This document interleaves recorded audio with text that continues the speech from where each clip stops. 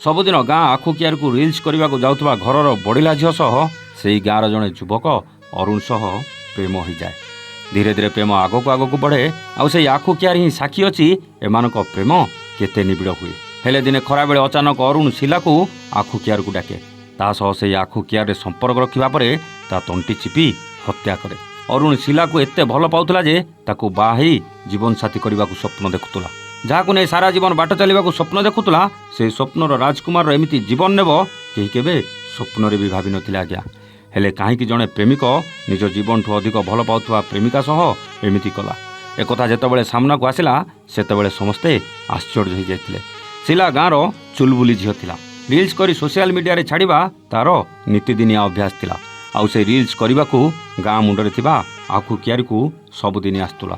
Reels କରୁଥିଲା ଆଉ social ମିଡ଼ିଆରେ ସବୁଦିନ ଛାଡ଼ୁଥିଲା। ୟାରି ଭିତରେ ଶିଲା ପୁରା ଭାଇରାଲ ହୋଇଯାଇଥିଲା।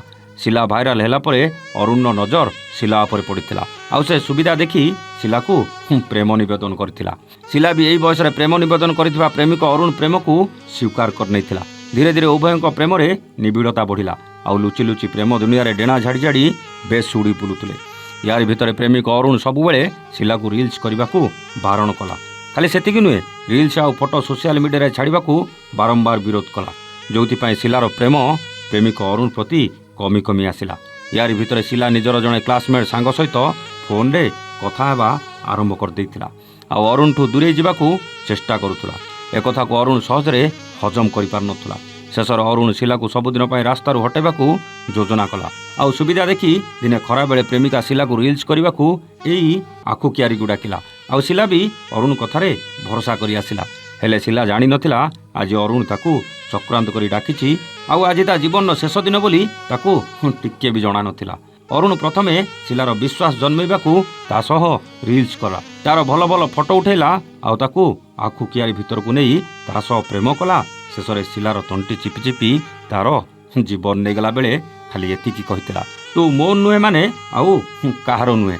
କିଛି ସମୟର ଛଟପଟ ଭିତରେ ଶିଲା ପୁରା ଶାନ୍ତ ହୋଇଯାଇଥିଲା। ଆଉ ଅରୁଣ ଶିଲାକୁ ସେଇଠି ଛାଡ଼ି ପଳେଇ ଯାଇଥିଲା। କିଛି ସମୟ ପରେ ଯେତେବେଳେ ଗାଁ ଲୋକେ ଶିଲାକୁ ସେଠି ଏମିତି ଅବସ୍ଥାରେ ଦେଖିଥିଲେ, ଶିଲାକୁ ତୁରନ୍ତ ଡାକ୍ତରଖାନା ନେଇଥିଲେ। ହେଲେ ଡାକ୍ତର ଶିଲାକୁ ମୃତ ଘୋଷଣା କରିଥିଲେ। ପରେ ପୋଲିସ ଆସି ପହଞ୍ଚିଥିଲା। ଆଉ ତଦନ୍ତ କଲାବେଳେ ସବୁ ସତ ସାମ୍ନାକୁ ଆସିଥିଲା। ଆଉ ଅରୁଣକୁ ଗିରଫ କଲା ପରେ ଆଖୁ କିଆରର ସେ ହୃଦୟ ବିଦାର ଘଟଣା କଥା ପୋଲିସ ଆଗରେ ଅରୁଣ ନିଜେ ବଖାଣିଥିଲା।